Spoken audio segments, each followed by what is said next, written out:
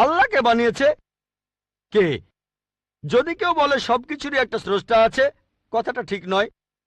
সব সৃষ্ট জিনিসের স্রষ্টা আছে। আল্লাহ তাআলার সংজ্ঞা হচ্ছে তাকে কেউ সৃষ্টি করেনি। যখনই বলবেন কে আল্লাহকে বানিয়েছে, সে আল্লাহ নয়।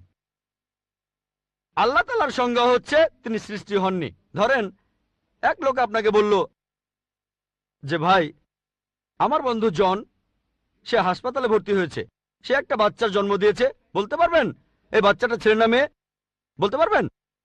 চেষ্টা করেন, দেখেন। পারবেন না কেন? ছেলে না মেয়ে? হ্যাঁ না। ধরেন ভাই জন, সে হাসপাতালে ভর্তি হয়েছে, সে একটা বাচ্চার জন্ম দিল, এই বাচ্চাটা ছেলে না মেয়ে? আপনি বলতে পারবেন? না না। 50% চান্স ছেলে না মেয়ে। লোকজন সবাই হাসছে কেন? বলতে পারবেন? পারবেন না কেন? যে উত্তরই বলেন সেটা কি ঠিক হবে? চেষ্টা করে দেখেন, যে বাচ্চাটা জন্মালো সে কি ছেলে না মেয়ে? চেষ্টা করেন। মেয়ে। মেয়ে। ভাই, পুরুষ লোক কি বাচ্চার জন্ম দিতে পারে? হ্যাঁ, এখানে আপনি ভুল করেছেন। একইভাবে ভুল করেছেন যখন বললেন কে আল্লাহকে বানিয়েছে। পুরুষ লোক কোনো বাচ্চার জন্ম দিতে পারে না, তাহলে তো মেয়ে বা ছেলে হওয়ার প্রশ্নই আসে না। এখন কি আপনি বুঝতে পেরেছেন?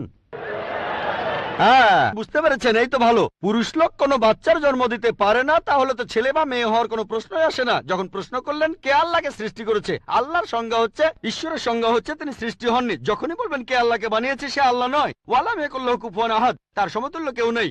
এবারে আপনার শেষ প্রশ্নটাতে আসে, আল্লাহ কে? আল্লাহ কে?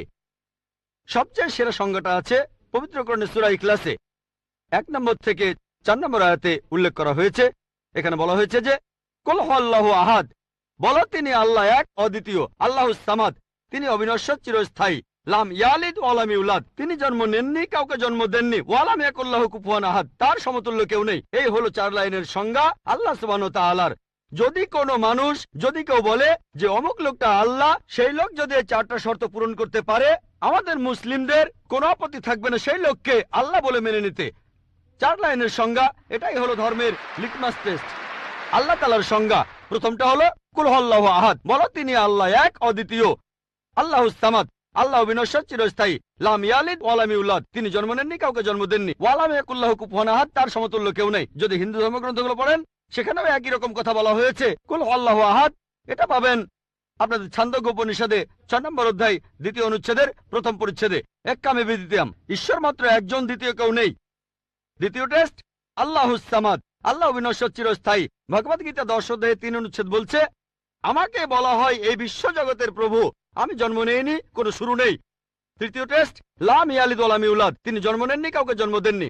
আর শ্বেতাক্ষেত্র উপনিষদে আছে 6 নম্বর অধ্যায়ের 9 অনুচ্ছেদে, নাচাই সাকাসিজ জানিতা নাচা দীপা, ঈশ্বরের কোনো প্রভু নেই, তার কোনো বাবা মা নেই। মহান ঈশ্বরের কোনো বাবা নেই, তার কোনো মা নেই। তারপর ওয়ালাম ইয়াকুল্লাহু কুফুয়ান আহাদ, তার সমতুল্য কেউ নেই। আর শ্বেতাক্ষেত্র উপনিষদে বলা হয়েছে 4 নম্বর অধ্যায়ের 19 অনুচ্ছেদে আছে। এছাড়াও যজুর্বেদ 32 অধ্যায়ের 3 অনুচ্ছেদে বলা হয়েছে, নাতাস্তি প্রতিমা আস্তি, মহান ঈশ্বরের কোনো প্রতিমা নেই, কোনো মূর্তি নেই, কোনো ছবি নেই, কোনো ফটোগ্রাফ নেই, কোনো ভাস্কর্য নেই। এটা কে বলেছে? যজুর্বেদ 32 অধ্যায় 3য় অনুচ্ছেদ বলেছে। একই কথা ওয়ালাম ইয়াকুল্লাহু কুফুয়ান আহাদ।